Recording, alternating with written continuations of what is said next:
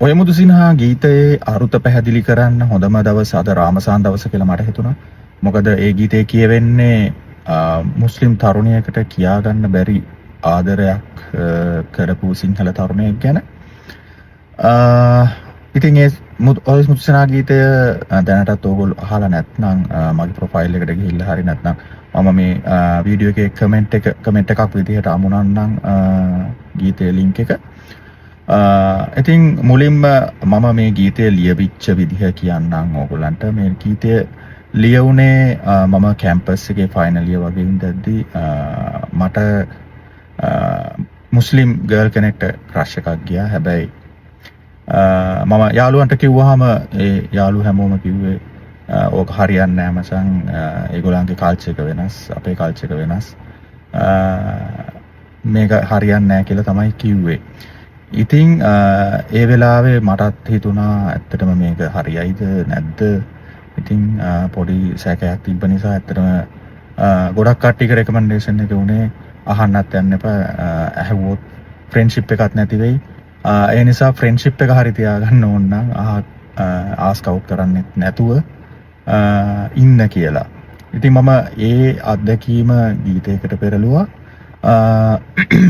මම මුලින්ම මේකේ බර්ස් එකෙන් පටන් ගන්නම්.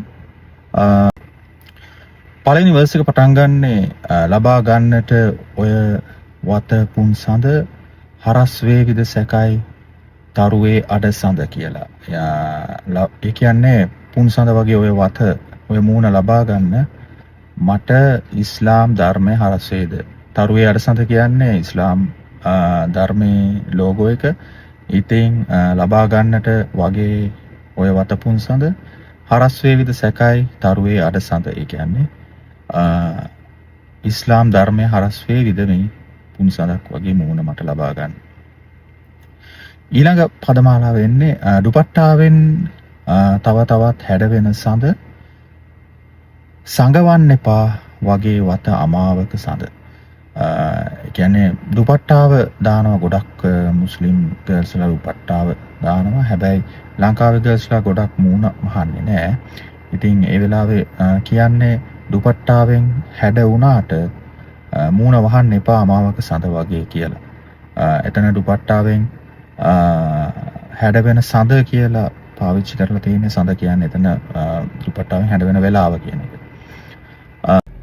දෙවෙනි වර්ස් එකේ ඉන්නේ මරතෝණ්ඩි හැඩ මම අද විදින සඳ අහිමි වේවිද සැකයි මාගේ ඉරහඳ. ඉතින් මුස්ලිම් සංස්කෘතිය තුළ විතරක් නෙමෙයි, අතම සිංහල සංස්කෘතිය තුළත් මුස්ලිම් කාන්තාවක් විවාහ කරගන්නවා කියන එකට විරුද්ධතාව එන්න පුළුවන්.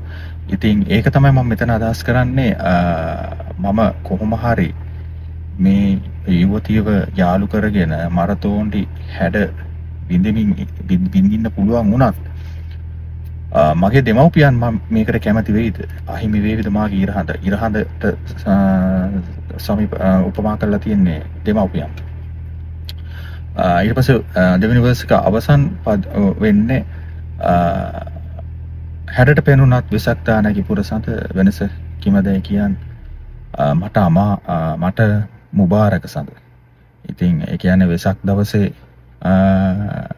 නගින සඳෙයි මුබාරක්, ඒ කියන්නේ රාමසාන් සඳෙයි වෙනසක් නෑ නේද කියලා අහලා තමයි මේ ගීතේ වර්ස් එක අවසන් කරන්නේ. ඒ කියන්නේ අපේ සිංහල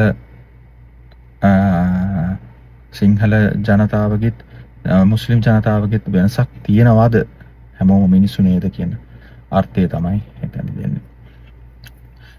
ඉතින් කෝරස් එකට ආවොත් කෝරස් එකේ තියෙන්නේ ඔය මුදුසිනහ දැක ගන්න මගේ ජීවිතේ දොර හැර ගන්න හැකි වේද උද්‍යානය. ඒ උද්‍යානය කියලා මම අදහස් කරන්නේ සිංහල සංස්කෘතිය සහ මුස්ලිම් සංස්කෘතිය තමයි උද්‍යානයකට උපමා කරලා තියෙන්නේ.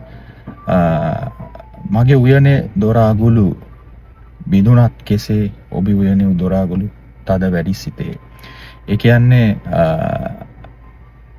අපේ සිංහල සංස්කෘතියේ දොර අගුළු කොහොම හරි බිඳගත්තත් මුස්ලිම් සංස්කෘතියේ දොර අගුළු බිඳ ගන්න අමාරුයි, තද වැඩි කියලා මට ඒ දවස්වල හිතිච්ච විදිය තමයි මම පදමාලාවට ගොඩනගලා තියෙන්නේ. ඉතින් රස විඳින්න ගීතය ලොන්ච් වෙලා තියෙනවා YouTube Spotify දෙකේම. link එක comment වල දාන්න නැත්නම් මගේ profile එකේ තියෙනවා.